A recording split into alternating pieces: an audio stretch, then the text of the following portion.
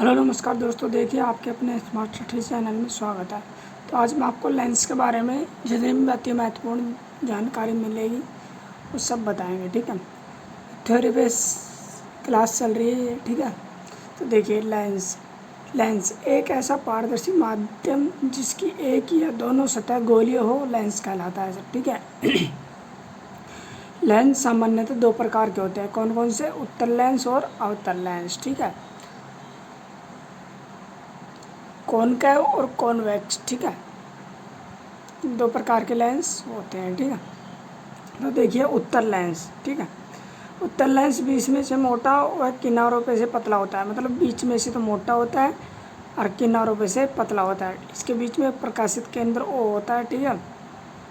Next देखिए दूसरा, उत्तल लेंस एक प्रकार की प्रकाश की किरणों को एक बिंदु पर मिलाती है, इसलिए इसे अभिसारी लेंस भी कहते हैं, ठीक है। तो ये याद रखना, 2 पॉइंट इसके, क्योंकि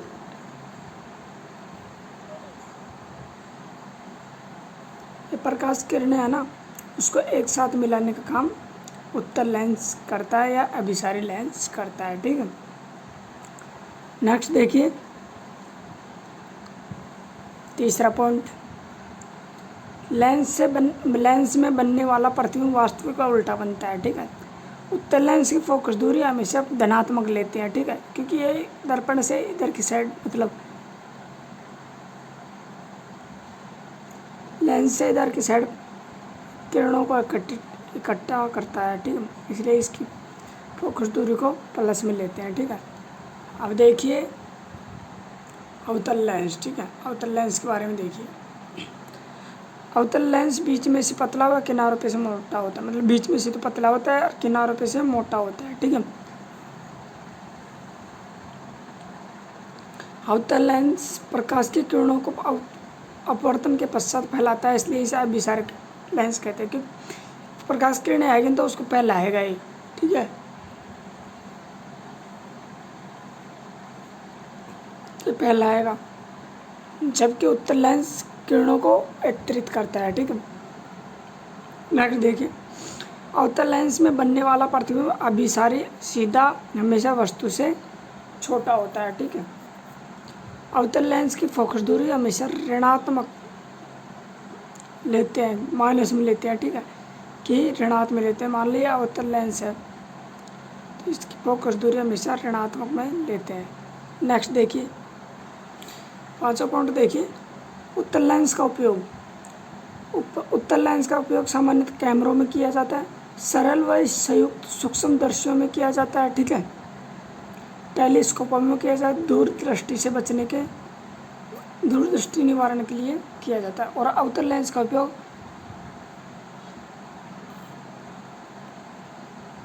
निकट दृष्टि दोष के निवारण में किया जाता है, ठीक है। अब देखिए नेक्स्ट लेंस का सूत्र, ठीक है। लेंस का मात्रक तो डायोप्टर होता है, ठीक है। लेंस का सूत्र I/V, जो प्रतिबिंब की दूरी होती है, माइनस I/U, जो बिंब की दूरी होती है, I/F फोकस दूरी, ठीक है। तो यह M देखिए आवर्धन क्षमता, जो हमने आपको दर्पण के अंदर भी पढ़ाया था, ठीक है। V/U बराबर H1 और H2, मतलब प्रतिबिंब की ऊंचाई H1 और H बिंब की ऊंचाई, ठीक है। अब उत्तल लेंस से बनने वाले प्रतिबिंब कौन कौन से हैं?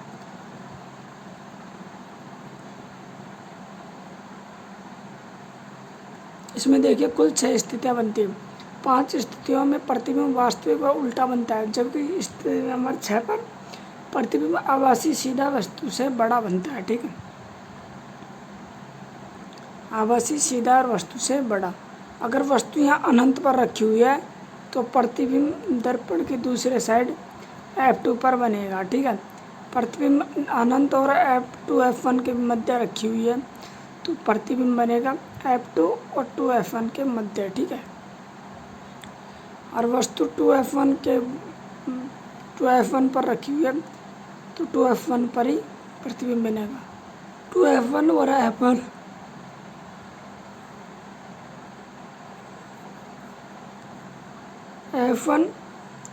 मतलब 2F1 और F1 के बीच में अगर वस्तु रखी हुई है तो प्रतिबिंब 2f1 और अनंत के बीच में बनेगा, ठीक है। अगर वस्तु f1 के मध्य रखी हुई है तो ये प्रतिबिंब अनंत पर बनेगी। अगर वस्तु O है ना और f1 के मध्य रखी है, मतलब केंद्र और f1 के मध्य रखी हुई है, तो वस्तु है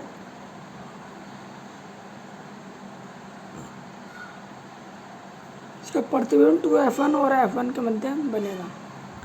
तो इसी चीज़ को मैंने यहाँ पे थ्योरी बेस में लिखा है, तो आप इसको एक बार पढ़ लेना आराम से, ठीक है, इस पूरी थ्योरी को। नेक्स्ट देखिए,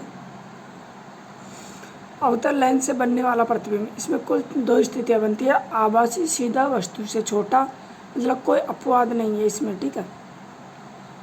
इसमें देखिए, अगर वस्तु अनंत पर रखी हुई है तो प्रतिबिंब f1 पर बनेगा। अगर वस्तु अनंत और f1 के मध्य बनी है तो केंद्र और f1 के मध्य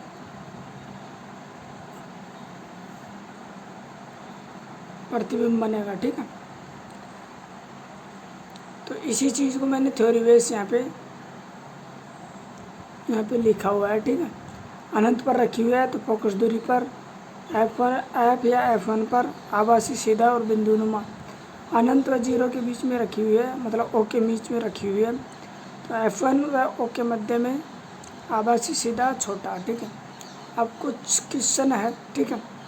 जैसा कि एक 3 सेंटीमीटर लंबा बिंब 20 सेंटीमीटर फोकस दूरी के उत्तर लेंस के मुख्य अक्ष पर लंबवत रखा है। यदि वास्तविक प्रतिबिंब लेंस से 60 सेंटीमीटर दूरी पर बनता है तो बिंब की लेंस से दूरी व आवर्धन क्षमता का मान ज्ञात कीजिए, ठीक है। मतलब H प्लस में लेना है अपन को, ठीक है, धनात्मक लेते हैं, ठीक है।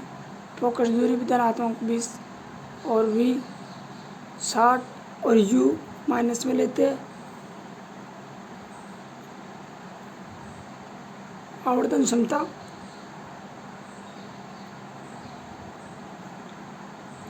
अब इसका सूत्र है I/V माइनस I/U बराबर I/F। तो इसमें रख दो V का मान यहाँ पे दे रखा है 60 माइनस यहाँ पे F का मान दे रखा है 20, U का मान दे रखा है कुछ नहीं, U याद करना है, ठीक है। I/U 1 माइनस 3/60 माइनस ये 2/3, तो 2/60, तो ये माइनस 1/30, मतलब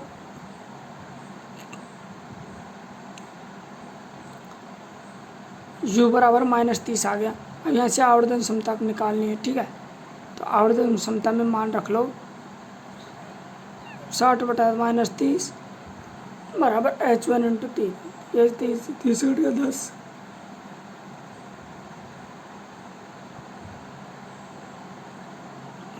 चाहे ऐसे कर लो, इसको यहाँ से गुणा कर लो, ठीक है,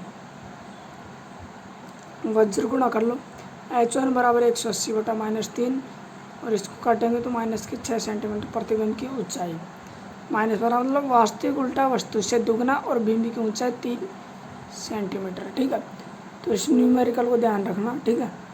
अब नेक्स्ट देखिए, लेंस की क्षमता। लेंस के द्वारा प्रकाश की किरणों को अभिसारित या अपसारित करने की क्षमता को लेंस की क्षमता कहा जाता है। इसे P से प्रदर्शित करते हैं। ऐसा मात्रक डायोप्टर है। लेंस की क्षमता को डायोप्टर में मापा जाता है। मतलब P बराबर 1/F बराबर 1/मीटर या मीटर इनवर्स 1 या डायोप्टर D होता है, ठीक है। अगर P का मान कम होगा तो I/F का 1/F का मान इसके विलोमानुपाती या व्युत्क्रमानुपाती होता है, ठीक है। तो याद रखना, ठीक है। नोट, एक मतलब लेंस की क्षमता फोकस दूरी के व्युत्क्रमानुपाती होता है। जब हम लेंस की क्षमता ज्ञात करेंगे तो फोकस दूरी मीटर में लेनी है, ठीक है। जैसा कि कुछ छोटे एग्जाम्पल देखिए, एक लेंस जिसकी फोकस दूरी 200 सेंटीमीटर लेंस की क्षमता ज्ञात कीजिए, ठीक है। मतलब अवतल लेंस है, अगर अवतल लेंस है ये, इसलिए ना F बराबर 2 सेंटीमीटर और F बराबर 2 सेंटीमीटर और F बराबर -2 मीटर। तो P बराबर 1/F बराबर 1/-2, तो 0.5 डायोप्टर इसका आंसर आ गया, ठीक है। उत्तल लेंस के फोकस दूरी ज्ञात कीजिए। जिस लेंस की क्षमता -2 डायोप्टर हो, P बराबर 1/f बराबर f बराबर 1/p बराबर 1/-2 बराबर -0.5 मीटर। ठीक है। अब देखिए, एक अवतल लेंस जिसकी फोकस दूरी 1 मीटर है, इस लेंस की क्षमता ज्ञात करो। P बराबर 1/f बराबर 1/+1 बराबर 1 मीटर डायोप्टर इसका आंसर होगा। ठीक है। प्रकाश का अपवर्तन। जब कोई प्रकाश की किरण एक माध्यम से दूसरे माध्यम में प्रवेश करती है तो वह अपने मुख्य पथ से विचलित हो जाती है। इस घटना को प्रकाश का अपवर्तन कहते हैं। तो ये याद रखना। ठीक है। नेक्स्ट देखिए चित्र 1 में देखिए, मतलब उत्तल लेंस की फोकस दूरी प्लस में लेनी है और अवतल लेंस की माइनस में लेनी है। ठीक है। देखिए, जब प्रकाश की किरणें एक माध्यम से सघन माध्यम में प्रवेश करती है तो वह विलंब की ओर झुक जाती है। इस घटना में अपवर्तन कोण का मान आपतन कोण से कम हो जाता है। ठीक है। मान लो ये है पृथक्कारी तलन। ठीक है। ये वायु से कोई यह विलंब है, ये विरल माध्यम मतलब वायु से कोई सघन माध्यम में आ रही है। ठीक है। तो ये ऐसे तो निकलनी तो चाहिए इधर सीधी, लेकिन ये विचलित होकर अपना मार्ग बदल लेती। जैसे यहाँ पे आई का मान कितना है, मान लो यहाँ पे 30 डिग्री है, तो यहाँ पे जाके कम हो जाएगा, 10 डिग्री कम हो जाए, मतलब कितना भी कम हो जाएगा, लेकिन ये अविलंब की ओर झुक जाएगी। ठीक है। अब देखिए नेक्स्ट चित्र नंबर 2। जब कोई प्रकाश की किरण सघन माध्यम से विरल माध्यम में प्रवेश करती है, वह अभिलंब से दूर हट जाती है। इस घटना में आपतन कोण का मान अपवर्तन कोण के मान से कम हो जाता है। ठीक है। जैसा कि अब देखिए, जैसा कि ये विरल माध्यम है, इससे विरल माध्यम से सघन माध्यम से विरल माध्यम में कोई किरण जाएगी तो ये निकलनी तो ऐसे सीधी चाहिए। ठीक है। लेकिन ये विचलित होकर अपना मार्ग बदल लेती है और अपवर्तित होकर इधर हो जाती है। मतलब यहाँ पे को अगर आई का मान 30 डिग्री है तो यहाँ पे जाके ज़्यादा हो जाएगा 30 से, मतलब ये अपना अविलंब से दूर हट जाएगी। ठीक है। तो ये याद रखना। ठीक है। नेक्स्ट देखिए, अपवर्तन का कारण। अलग अलग माध्यम में प्रकाश की चाल अलग अलग होती है। जिस माध्यम का अपवर्तनांक का मान कम होगा उस माध्यम प्रकाश की चाल अधिक होती है। ठीक है। मतलब अपवर्तनांक या निरपेक्ष अपवर्तनांक, x बराबर निर्वात में प्रकाश की चाल बटा माध्यम में प्रकाश की चाल। तो इसको आप याद रखना। नेक्स्ट देखिए, पानी में प्रकाश की चाल 2.25 × 10⁸ मीटर प्रति सेकंड होती है। तो पानी का अपवर्तनांक का मान क्या होगा। ठीक है। मतलब यहाँ x का मान पानी है, मतलब पानी में पूछा, तो माध्यम में प्रकाश की चाल, हाँ, पानी में प्रकाश की चाल 3 × 10⁸ मीटर प्रति सेकंड बटा 2.25 × 10⁸ मीटर प्रति सेकंड।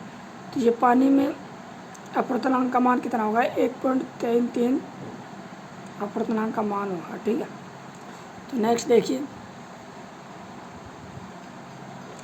जिस माध्यम का अपवर्तनांक का मान कम होता है उस माध्यम में प्रकाश की चाल अधिक होती है। अपवर्तनांक का मान माध्यम के प्रकृति, घनत्व एवं प्रकाश के रंग तरंगदैर्ध्य पर निर्भर करता है। ठीक है। बैंगनी रंग में अपवर्तनांक सबसे अधिक होता है, जबकि लाल रंग के प्रकाश के लिए अपवर्तनांक का मान कम होता है। ठीक है। माध्यम निर्वात में 1 से कम। ठीक है। वायु में 1.003, बर्फ के अंदर 1.31, पानी में 1.33, कैरोसिन में 1.44, बेंजीन में 1.50, कांच में 1.52 और हीरे में 2.42। ठीक है। तो ये अपवर्तनांक का मान का सीधा एग्जाम में पूछे जाने वाला पार्ट है। तो इस चार्ट को याद रखना आप। ठीक है। यहाँ से सीधे क्वेश्चन उठते हैं कि पानी का अपवर्तनांक का मान कितना होता है, हीरे का कितना होता है। ठीक है। तो नेक्स्ट देखिए, बर्फ व पानी में से किस माध्यम में प्रकाश की चाल अधिक होगी। बर्फ़ में प्रकाश की चाल पानी से अधिक होगी क्योंकि बर्फ़ के अपवर्तनांक का मान 1.3 है, पानी के अपवर्तनांक का मान 1.33 के मान के बराबर से कम होता है। ठीक है, हीरे का अपवर्तनांक का मान 2.42 है, तो निर्वात के सापेक्ष हीरे में प्रकाश की चाल कितनी होगी, है ना। तो हीरा बराबर निर्वात में, मतलब माध्यम क्या है, हीरा, निर्वात में प्रकाश चाल बटा हीरे के प्रकाश की चाल, मतलब हीरा 2.42 अपवर्तनांक का मान इंटू 3 इंटू 10⁸ मीटर प्रति सेकंड, और हीरे में प्रकाश की चाल, तो हीरे में प्रकाश चाल बराबर 3 इंटू 10⁸ मीटर प्रति सेकंड बटा 2.42, तो ये 1.323 इंटू 10⁸ मीटर प्रति सेकंड ये प्रकाश की चाल हीरे में होगी। तो नेक्स्ट देखिए, प्रकाश का प्रकीर्णन। जब कोई प्रकाश की किरण वायुमंडल में उपस्थित धूल व धुएं के कण से टकराती है तो टकराने के पश्चात यह कई भागों में फैल जाती है। प्रकाश के फैलने की इस घटना को प्रकाश का प्रकीर्णन कहा जाता है। ठीक है, लॉर्ड रेले के अनुसार प्रकाश का प्रकीर्णन तरंग दैर्ध्य के चतुर्थ घात के व्युत्क्रमानुपाती होता है। ठीक है, मतलब प्रकाश का प्रकीर्णन बटा 1/λ4 के बराबर होती है। मतलब प्रकाश चाल कम होगी तो तरंग दैर्ध्य का मान बढ़ेगा। ठीक है, प्रकाश का प्रकीर्णन बढ़ेगा तो तरंग दैर्ध्य का मान कम होगा। ठीक है, तो देखिए, जिस रंग के तरंग दैर्ध्य का मान ज़्यादा होता है उसका प्रकीर्णन कम होगा, जिस रंग के तरंग दैर्ध्य का मान कम होगा उसका ज़्यादा प्रकीर्णन होगा। ठीक है, लैम्डा का बढ़ता हुआ क्रम, मतलब तरंग दैर्ध्य का बढ़ता हुआ क्रम। तो ये देखिए,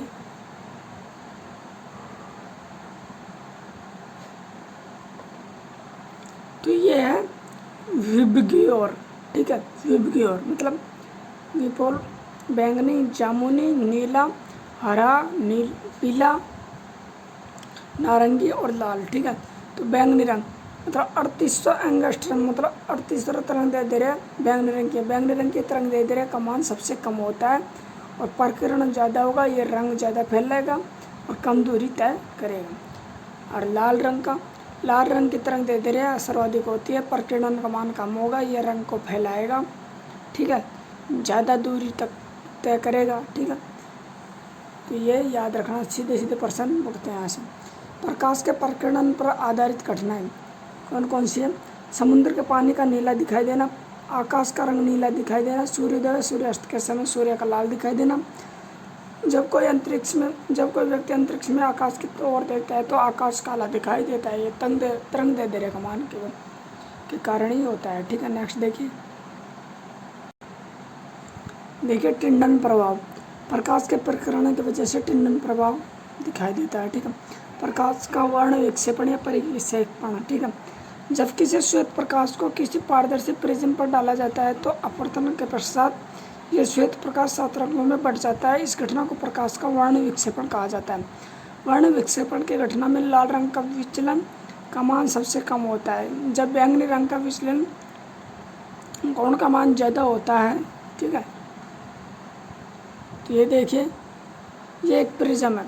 अगर यहाँ से श्वेत प्रकाश डालेंगे तो यहाँ पर है जो ये 7 रंग में दिखाई देगा, मतलब spectrum, red, orange, yellow, green, blue, Indigo और वायलेट। ठीक है, ये दिखाई देगा। ठीक है, पारदर्शी प्रिज्म है ये। ठीक है, और यह है एस बराबर डेल बराबर विचलन कोण। ठीक है, श्वेत प्रकाश को प्रिज्म में डालेंगे तो यहाँ 7 रंग दिखाई देगा, और यहाँ से अगर 7 रंग प्रिज्म को उल्टा करके 7 रंग दिखाएंगे तो इधर निकलेगा तो निर्गत प्रकाश श्वेत प्रकाश दिखाई देगा। ठीक है, तो नेक्स्ट देखिए, तो ये देखिए पूर्ण आंतरिक परिवर्तन मतलब टोटल इंटरनल रिफ्लेक्शन। इसकी 2 शर्तें हैं, कौन कौन सी? प्रकाश सघन माध्यम से विरल माध्यम में प्रवेश करता है, आयतन कोण का मान क्रांतिक कोण के से अधिक होना चाहिए। ठीक है, तो ये डायग्राम देखिए, अच्छी तरह समझ लेना इस डायग्राम को।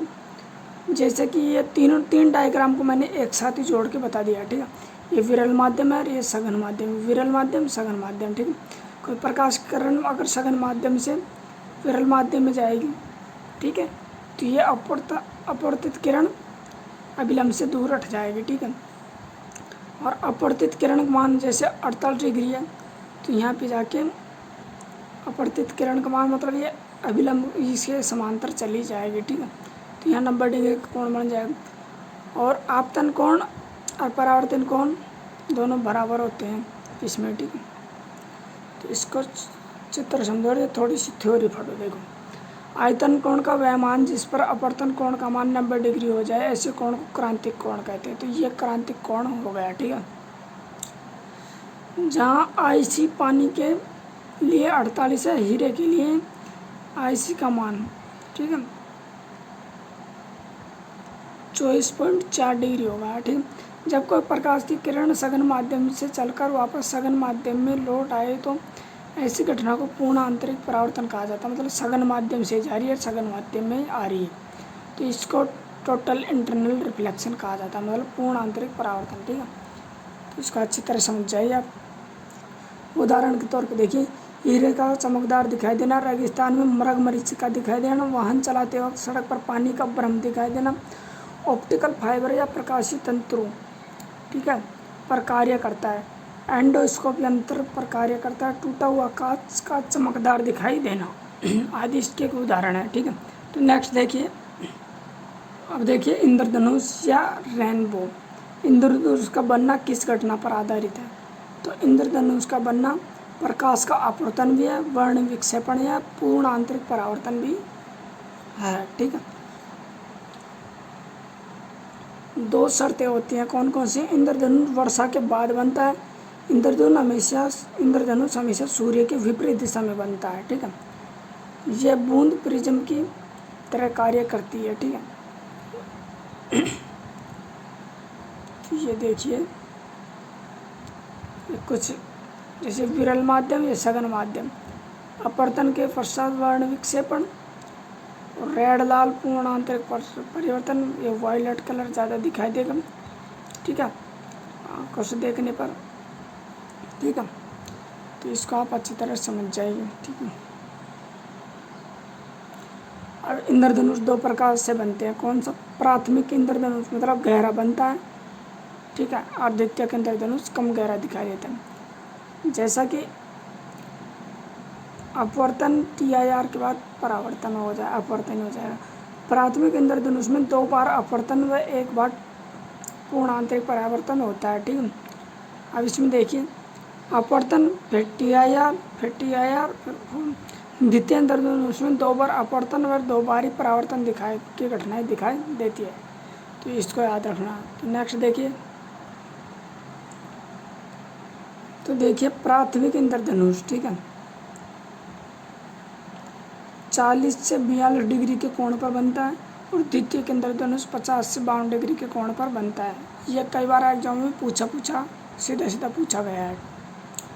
रंगों का संयोजन, रंगों को मूल रूप से 3 भागों में बांटा गया। प्राथमिक रंग, ये 3 होते हैं RGB, मतलब रेड, ग्रीन और ब्लू। इनका उपयोग टेलीविज़न की पिक्चर ट्यूब में होता है, ठीक है। अब द्वितीयक रंग कौन कौन से होते हैं? द्वितीयक रंग, जिन रंगों को प्राथमिक रंगों के संयोजन से तैयार किया जाता है उन्हें द्वितीयक रंग कहा जाता है, ठीक है। जैसे लाल प्लस हरा, तो कौन सा बनेगा? पीला। लाल प्लस नीला, मैजेंटा बनेगा, जो अपने नोट का कलर होता है 2000 के। हरा प्लस नीला, पिकॉक नीला, ठीक है। तो ये देखिए, अगर लाल और नीला मिलाएंगे तो मैजेंटा, लाल और हरा मिलाएंगे तो पीला, और हरा और नीला मिलाएंगे तो पिकॉक नीला, ऐसे होता है, ठीक है। तो पूरक रंग कौन कौन से? जिन 2 रंगों को मिलाने पर श्वेत रंग बन जाए पूरक रंग कहलाते हैं, ठीक है। जैसे हरा प्लस मैजेंटा, तो उससे श्वेत बनेगा, तो ये दोनों पूरक रंग हो गए, ठीक है। और पीला प्लस नीले को मिलाएंगे तो श्वेत रंग हो जाएगा, ये हो जाएगा। तो ये देखिए, लाल,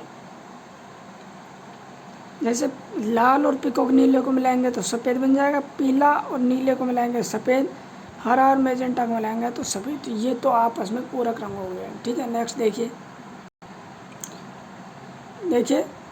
कोई वस्तु काली कब दिखाई देती है? काली जब दिखाई देती है जब कोई वस्तु श्वेत रंग के 7 रंगों को अवशोषित कर ले, किसी भी रंग का परावर्तन नहीं करे, तो वह वस्तु काली दिखाई देगी, ठीक है। कोई वस्तु सफ़ेद कब दिखाई देगी?